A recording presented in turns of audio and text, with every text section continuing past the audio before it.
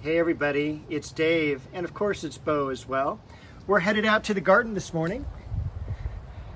Actually, it's not even morning anymore. We had rain this morning, but it's cleared up to a really kind of beautiful day.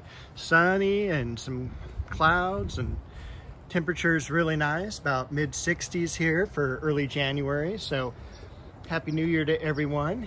And we've got a lot of cool things going on with the yard, and of course Bo back there.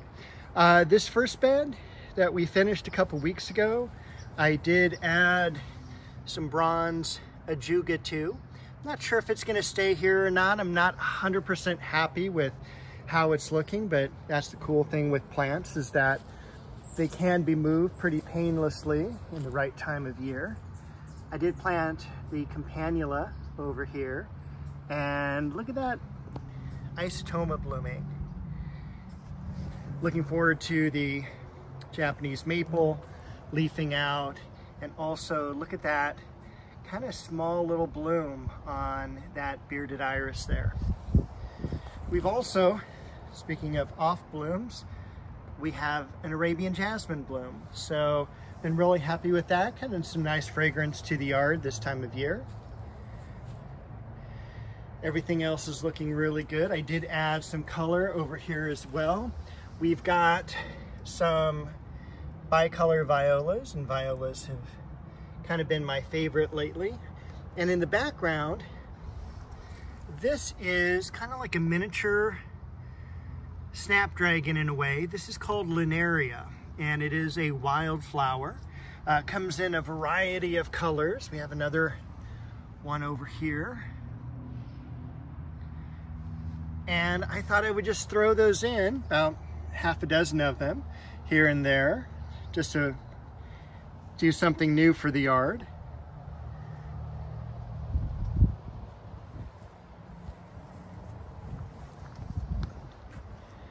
I also planted a spirea, and I'm not sure if you can see that there up against the bark, but that is completely dormant right now. And it's got an incredibly cool flower in the springtime. And I've always wanted one. It gets about 1.5 feet tall and about 2 feet wide. And I got it from San Gabriel Nursery this past week. And speaking of San Gabriel Nursery, I'm gonna put some video footage of my visit at the end of this video. This is a variety called butterscotch, and I'm looking forward to it blooming. And so is Bo. Another off bloom on the bearded iris here.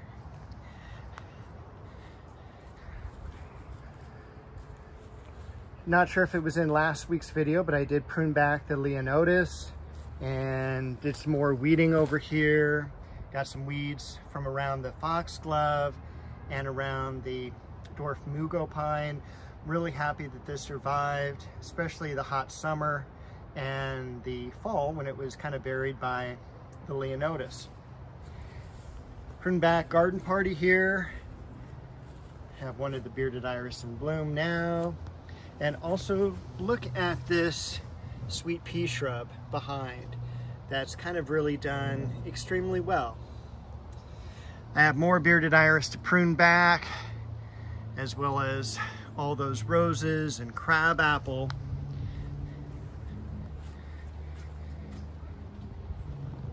Sun's a little bit too bright on that flower, but that is Rio Samba.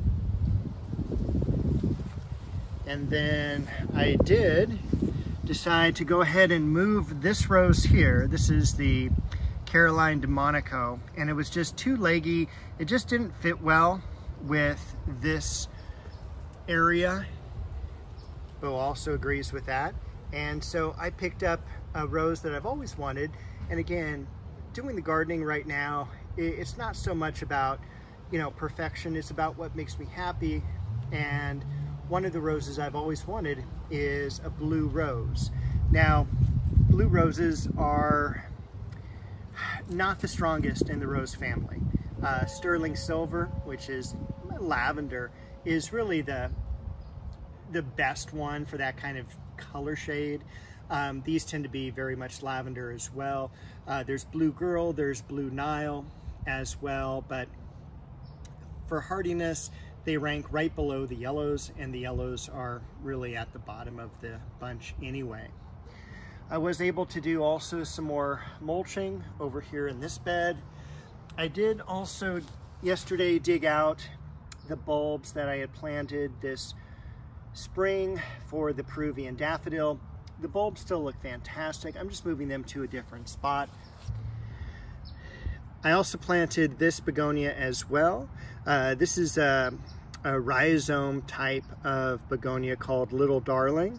Got it from Upland Nursery several months ago. Was waiting in the nursery, and it's just like it needs to get planted. So I finally planted it, and I'm really excited about that. Now this is probably where I'm also going to move that ajuga that I didn't like from earlier in the video. You know, that ajuga over here. And I'll probably just replace the ajuga with some pansies. I think that's going to work out well. I moved the hemianthus.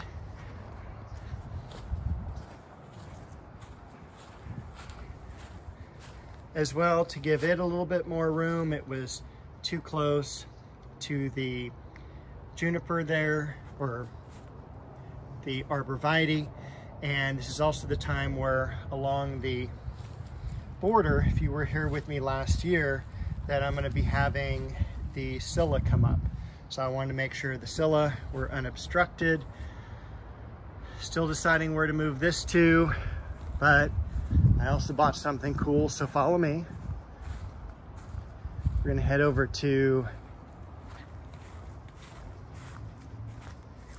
this part of the yard. We're used to the Chiananthus tree and the false Aurelia in the corner. This has been kind of a muddy area lately with all the water from the rains, but we got the gardenias planted last week, and so really happy with that. I'm going to be interplanting some, and this whole area here is going to be a bed. So it's going to be kind of like a triangle like look to it. This is going to be a pathway.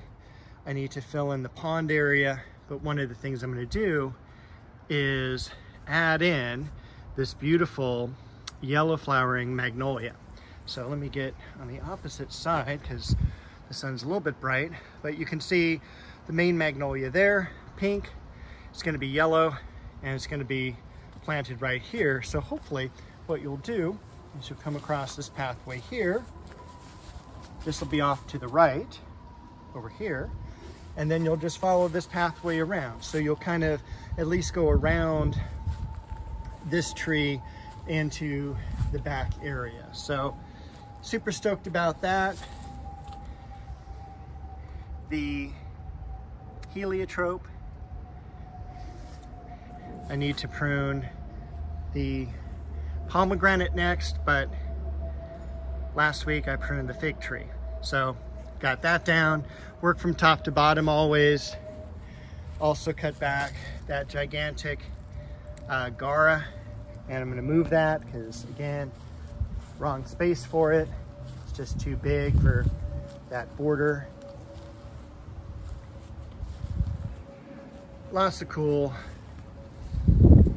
plants in this bed. Again, the Melissa officinalis, the bee balm, the daffodils, right next to it, the amaryllis that's coming up, the pittosporum.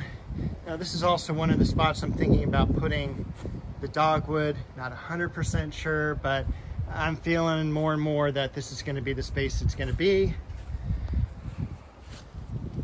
Back here, look at those leucosium looking beautiful. I've got list plants back here. So I am very excited that more and more is getting planted. However, of course, I bought some things today. Along with the yellow tulip tree, I got the saguaro cypress here. I got the golden dwarf hinoki cypress, and one more. This is the golden mop thread branch cypress. So all of those, Isley Nurseries are the growers and they're a wholesaler. So I picked them up from M&M Nursery, which of course, you saw a little walkthrough in the last video. So with that, I am going to punch in my video from San Gabriel Nursery right here. And this is San Gabriel Nursery. Once you walk through the store, got a really cool fountain here off to the left. Generally, they have perennials around the very first island here.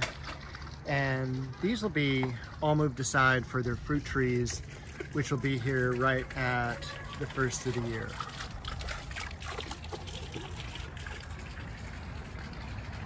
We've already got some flowering fruit trees because it's been pretty warm here.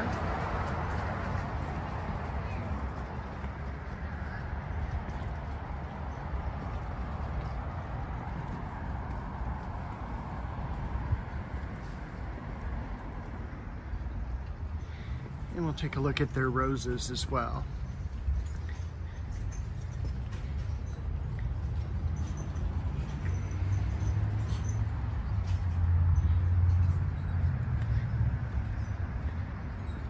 So you can see a wonderful variety of roses here, probably well over 200.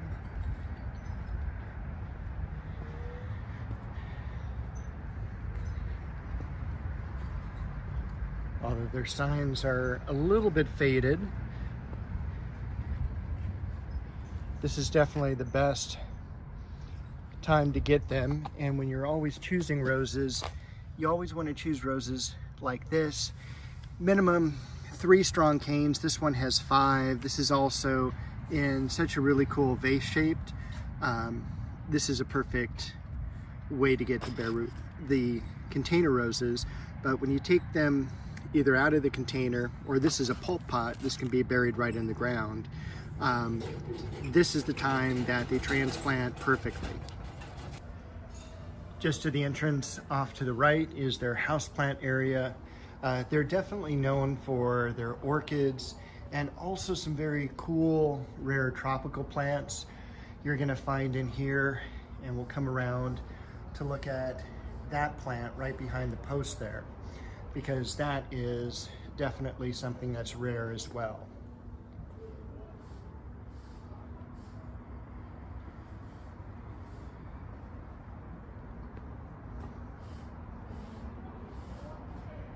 Beautiful hanging platycerium, staghorn fern.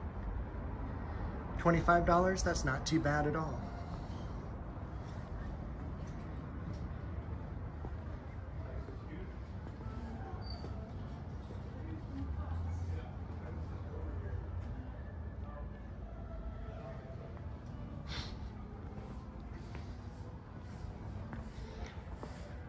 Cast iron plant.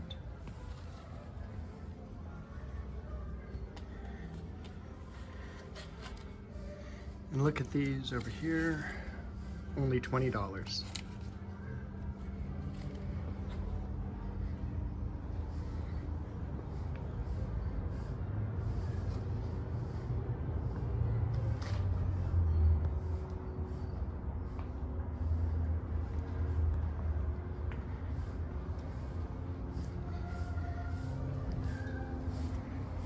A lot of money plants.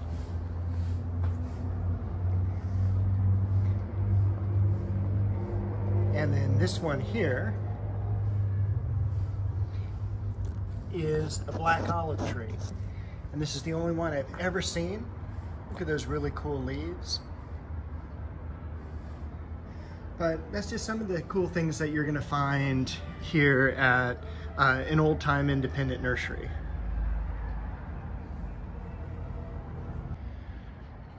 Now in Southern California, it always seems that we're dealing with drought. San Gabriel Nursery, along with a whole bunch of other nurseries, has a native plant program. Now, the only problem with native plants is that they don't normally look good all the time, especially in the summertime. But definitely if you have an area of your property where it's not seen as much, you know, these are definitely some plant considerations to put in. All of them are in 1 gallon containers, although San Gabriel Nursery does have some larger 5 gallons of the same varieties as well. Now, this is also one of my favorite times of year because I love all the deciduous trees we're able to grow here in Southern California. San Gabriel Nursery has everything from viburnums to hydrangeas, and they have probably one of the best Japanese maple collections that you can imagine. From the pots, you can see these are all from Monrovia Nursery Company. And even back here, we're headed into the dogwoods. We've got a few fruit trees across the back here. And by a few, I mean a couple of hundred. Some more dogwoods. And look at all of the Japanese magnolias, or excuse me, the flowering magnolias. Magnolia solangiana.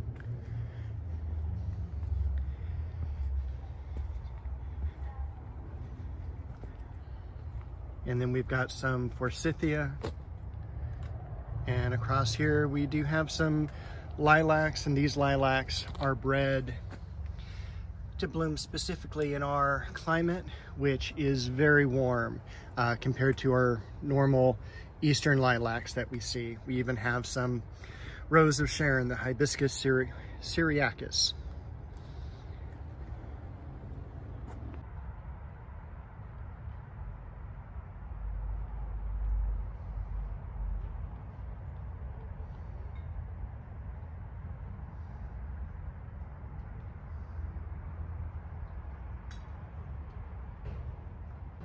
Now, in here is their famed bonsai collection, which if you are into bonsai, this is definitely a stop you need to make when you visit Southern California.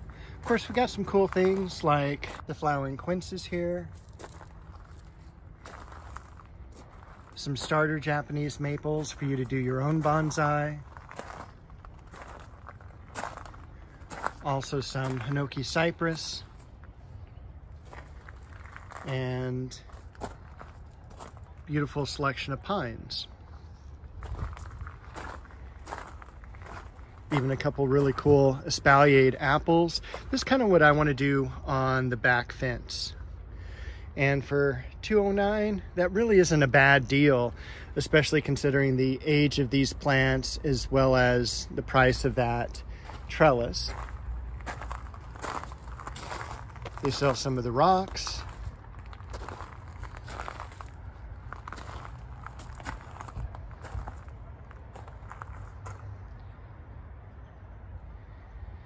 And let's head over to some of those larger bonsai. Ooh, look at this one over here that looks like it's in bloom.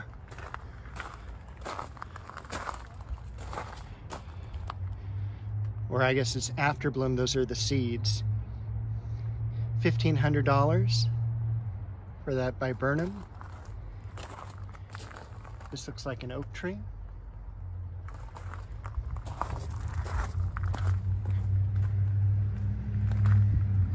Look at that one there.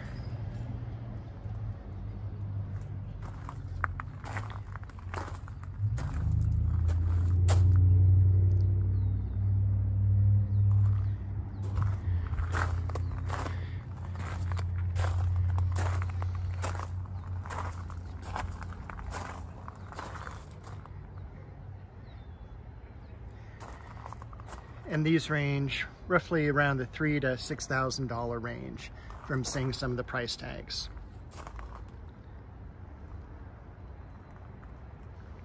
And also take a look at their bedding area. You've got at least 10 tables filled with bedding plants for the sun.